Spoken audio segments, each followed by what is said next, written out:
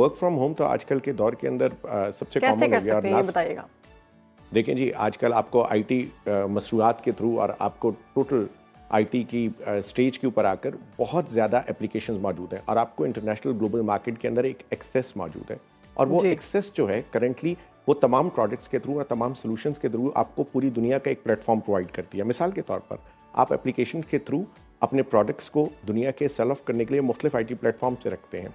SAP currently एक software provide करती है अरीबा के नाम से, जिसके ज़रिए आप दुनिया के ग्लोबल प्रोडक्ट्स को जाके रीच कर सकते हैं और वहाँ पे सेल भी कर सकते हैं। पाकिस्तान का जो सबसे इंपॉर्टेंट चीज़ है वो हमारा यूथ है। जब हम यूथ की बात करते हैं और पाकिस्तान की पॉपुलेशन की बात करते हैं तो हम ऑलवेज इस चीज़ को कोट करते हैं कि पाकिस्तान की 62% आबादी 30 ईयर्स से कम एज की है।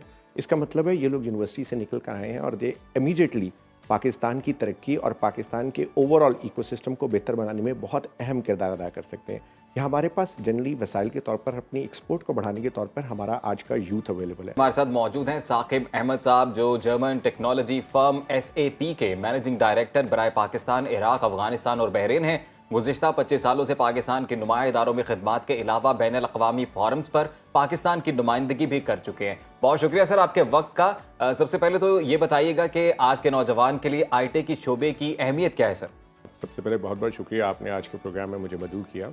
अब आई थिंक जब आप बात करते हैं कि आज के जवान के लिए आईटी की क्या अहमियत, तो मैं कहता हूँ कि आज तो हर पाकिस्तानी के लिए आईटी की बहुत अहमियत है। सही बात है। जवान हो, वो बच्चा हो आज का, या इवन ओल्ड एज के लोग हों, उन सब के लिए आईटी एक बैकबोन बन चुकी है। और क्यों ना हो, आज हमारे मोबाइल पर वो तमाम ऐप्स जिसके ज़रिए आप मुख्तलिफ चीज़ें कर रहे हैं, वो सब कनेक्टिविटी के थ्रू एक दूसरे के साथ और आईटी के शोबे के साथ बहुत ज़्यादा कनेक्टेड है। आज हमारा सब कुछ दारोमदार आईटी के ऊपर आ गया और आईटी एक सेपरेट टेक्नोलॉजी इंडस्ट्री की बजाय मुकम्मल तौर पर एक टेक्नोलॉजी इंडस्ट्री की बजाय एक पूरी एक लेयर बन गई है जो तमाम इंडस्ट्री के साथ पैरेलल में चल रही है। It's a horizontal right now industry जिसके ऊपर तमाम इंडस्ट्रीज आकर उससे फ़ायदा उठा रही हैं। और जब हम जवान की बात करते हैं तो आज के दौर में वो तमाम प्लेटफॉर्म्स जो जवानों को मिल रहे हैं, उन्हीं की बुनियाद पर वो आगे से आगे बढ़ रहे हैं। आपने स्टार्टअप्स की बात की, आपने यंग कल्चर की बात की, आज आपने बात की कि किस तरह नौजवानों को आईटी के प्लेटफॉर्म के तौर पर पाकिस्तान की एक्सपोर्ट बढ़ाने के लिए ज़्यादा से ज़्यादा मौके बन रहे हैं। सो आज का यंग बच्चा वो जब एक प्रोग्राम से और आईटी की किसी भी यूनिवर्सिटी से बाहर निकलता है तो उसके पास ऑलरेडी एक प्लेटफॉर्म मौजूद होता है जिसके ऊपर वो आईटी की डिफरेंट एप्लीकेशंस को बनाकर और मुख्तलिफ मल्टीनेशनल फर्म्स के साथ मिलकर, आईटी के सॉफ्टवेयर प्रोग्राम के साथ मिलकर पाकिस्तान और पाकिस्तान से बाहर मुख्तलिफ इंडस्ट्रीज़ को सपोर्ट कर सकता है। तो मैं तो ये कहूँगा कि आज आईटी की ज़रूरत पाकिस्तान की हर जनरेशन को बहुत बिल्कुल सही है। साकिब साहब, हमने देखा कि एआई का ज़माना आ चुका है, हर शख्स अब एआई का इस्तेमाल करने की कोशिश कर रहा है। आप समझते हैं कि एक तो हर बंदे को इसकी एक्सेस होनी चाहिए और दूसरा अगर हम बिज़नेस में बात करें, बिज़नेस के किसी भी सिस्टम में या प्रोसेस में हम एआई को शामिल करते हैं तो क्या फ़ायदा होगा उससे? देखिए जी, आज तो बिजनेस का कोई भी प्रोसेस उसके बगैर चल ही नहीं सकता। अगर आप किसी भी इंडस्ट्री की बात करें, आप कार मैन्युफैक्चरिंग की बात कर लें, आप ऑयल एंड गैस की बात कर लें, आप पाकिस्तान के पब्लिक सेक्टर की बात कर लें, आप ओवरऑल किसी भी रिटेल की बात कर लें, आज हर चीज़ के अंदर आपको इन्वेंट्री मैनेजमेंट के लिए, आपको लोगों तक उसकी एफिशिएंसी को इंक्रीज़ करने के लिए और सबसे बढ़कर ओवरऑल कॉस्ट ऑप्टिमाइजेशन के लिए इन तमाम सॉफ्टवेयर्स और आईटी की ज़रूरत है। आज आईटी की वजह से आपकी पहुंच इंटरनेशनल मार्केट तक पहुंच चुकी है। पुराने वक्तों में किसी भी बिजनेस को हम सर्टेन हद तक लिमिट करके रखते थे और हमें अंदाज़ा होता था कि वो सिर्फ एक एरिया तक महदूद रहता है। आज आईटी की वजह से आज पूरी दुनिया हमारे लिए मार्केट बन चुकी है। हम यहाँ पाकिस्तान में बैठकर पूरी दुनिया के अंदर अपना सॉफ्टवेयर के थ्रू अपने मुख्तलिफ प्रोडक्ट्स, अपनी मुख्तलिफ सर्विसेज आगे बढ़कर मुख्तलिफ जगह पे सेल भी कर सकते हैं और ओवरऑल दुनिया के अंदर प्रोजेक्ट एफिशिएंसी और आजकल तो सस्टेनेबिलिटी और कार्बन फुटप्रिंट की वजह से ये सब चीज़ें और ज़्यादा इंपॉर्टेंट होती चली जा रही हैं और ये बहुत ज़रूरी है हमारी आईटी प्लेटफॉर्म्स के लिए। और गवर्नमेंट को चाहिए कि वो इन आईटी प्लेटफॉर्म्स को मज़ीद आसानी प्रोवाइड करे अपनी नई पॉलिसीज़ के तहत, जिसके ज़रिए और से ज़्यादा लोग आईटी के शोबे के अंदर शामिल होकर मुल्क की तरक्की में अपना रोल अदा कर सकें। साकिब साहब, ये कहिएगा सर, पाकिस्तान में आईटी का मुस्तकबिल आप क्या देखते हैं और फिर डिजिटल ट्रांसफॉर्मेशन की दौड़ में पाकिस्तान कहाँ खड़ा है? अच्छा देखिए, ये जो डिजिटल ट्रांसफॉर्मेशन है ये एक जर्नी है और पाकिस्तान इसकी एक मुख्तलिफ स्टेजेस के ऊपर है और हर पाकिस्तान की जो इंडस्ट्री है वो डिजिटल ट्रांसफॉर्मेशन की डिफरेंट स्टेज के ऊपर खड़ी हुई है। आज हम अगर गवर्नमेंट की बात करें तो गवर्नमेंट के अंदर ये डिजिटल ट्रांसफॉर्मेशन बहुत तेज़ी से शुरू हो चुकी हुई है और बहुत से शोबे इसको बहुत तेज़ी से अपना रहे हैं। डिजिटल ट्रांसफॉर्मेशन के अंदर सॉफ्टवेयर एक सबसे आसान मरहला होता है।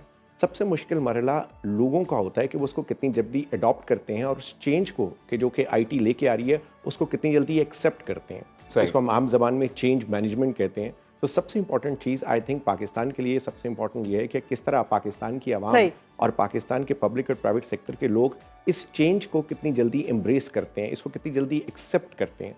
पूरी दुनिया के अंदर आईटी की ये चेंज बहुत तेजी से इंप्लीमेंट होती चली आ रही है। ऐसे ही आजकल आप गौर करें तो दुनिया में हर चीज मोबाइल फोन के थ्रू, चाहे वो ऑर्डरिंग है चाहे वो पेमेंट है। साकिब साहब, मोबाइल फोन तो सबके पास है, खवातीन के हवाले से बिलखुसूस बताइएगा वॉलेट्स होते थे कि खवातीन अगर आईटी की तालीम सीख कर अपना कारोबार चला सकती हैं घर बैठकर वर्क फ्रॉम होम करके। बिल्कुल जी, I think work from home तो आजकल के दौर के अंदर सबसे कैसे कॉमन कर हो गया। सकते हैं ये बताइएगा। देखें जी, आजकल आपको आईटी मसरूआत के थ्रू और आपको टोटल आईटी की स्टेज के ऊपर आकर बहुत ज़्यादा एप्लीकेशंस मौजूद हैं और आपको इंटरनेशनल ग्लोबल मार्केट के अंदर एक एक्सेस मौजूद है।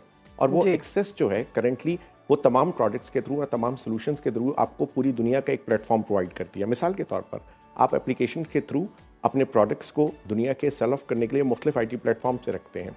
SAP करंटली एक सॉफ्टवेयर प्रोवाइड करती है अरीबा के नाम से, जिसके ज़रिए आप दुनिया के ग्लोबल प्रोडक्ट्स को जाके रीच कर सकते हैं और वहाँ पे सेल भी कर सकते हैं। मैं फर्दर एक आपको एग्जांपल दूंगा। कोविड के दौर के अंदर इन आईटी प्लेटफॉर्म्स के ज़रिए हमने किस तरह लोगों की जान बचाने में एक अहम किरदार अदा किया था। जब हॉस्पिटल्स के अंदर बेड्स की बहुत कमी हो गई थी, तो इन्हीं आईटी प्लेटफॉर्म्स के जरिए हमने दुनिया में ग्लोबल हॉस्पिटल के अंडर के बेड्स ढूंढे थे, उनको यहाँ पे कनेक्ट कराया था और उसके थ्रू लोगों की जानों के बचाने में एक अहम किरदार अदा किया था।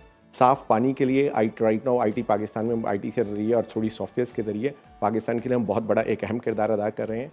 आई थिंक जो सबसे इंपॉर्टेंट बात है, हम आईटी के थ्रू मैं हमेशा ये कहता हूँ कि हम लोगों की ज़िंदगियों को कैसे बेहतर बना सकते हैं। आईटी एक ज़रिया है जिसके ज़रिए हम लोगों के ऊपर इम्पैक्ट पैदा कर सकते हैं। ये अब any more it's not a technology, it's हमारी तर्ज ज़िंदगी और हमारे ज़िंदगी के लाहेमल का एक ऐसा पार्ट है कि उसके बगैर हम आगे मूव नहीं कर सकते। आप साकिब गौर करना साहब, अभी आपने बात की कि आईटी जो है एक तर्ज ज़िंदगी है, इस तर्ज ज़िंदगी को अपनाते हुए हम पाकिस्तान के लिए क्या कर सकते हैं? सर, आईटी की जो इंडस्ट्री है उसमें कितनी कैपेसिटी आप देखते हैं और वो पाकिस्तान की मईशत के लिए कितना किरदार अदा कर सकती है? देखिए, पाकिस्तान का जो सबसे इंपॉर्टेंट चीज़ है वो हमारा यूथ है। जब हम यूथ की बात करते हैं और पाकिस्तान की पॉपुलेशन की बात करते हैं तो हम ऑलवेज इस चीज़ को कोट करते हैं कि पाकिस्तान की 62% आबादी 30 ईयर्स से कम एज की है। इसका मतलब है ये लोग यूनिवर्सिटी से निकल कर आए हैं और दे इमीडिएटली पाकिस्तान की तरक्की और पाकिस्तान के ओवरऑल इकोसिस्टम को बेहतर बनाने में बहुत अहम किरदार अदा कर सकते हैं। यहाँ हमारे पास जनरली वसाइल के तौर पर अपनी एक्सपोर्ट को बढ़ाने के तौर पर हमारा आज का यूथ अवेलेबल है और ये यूथ तभी आगे जा सकता है और तभी आगे बढ़ सकता है जब उसको गवर्नमेंट के थ्रू डिफरेंट प्लेटफॉर्म्स प्रोवाइड किया जाएंगे।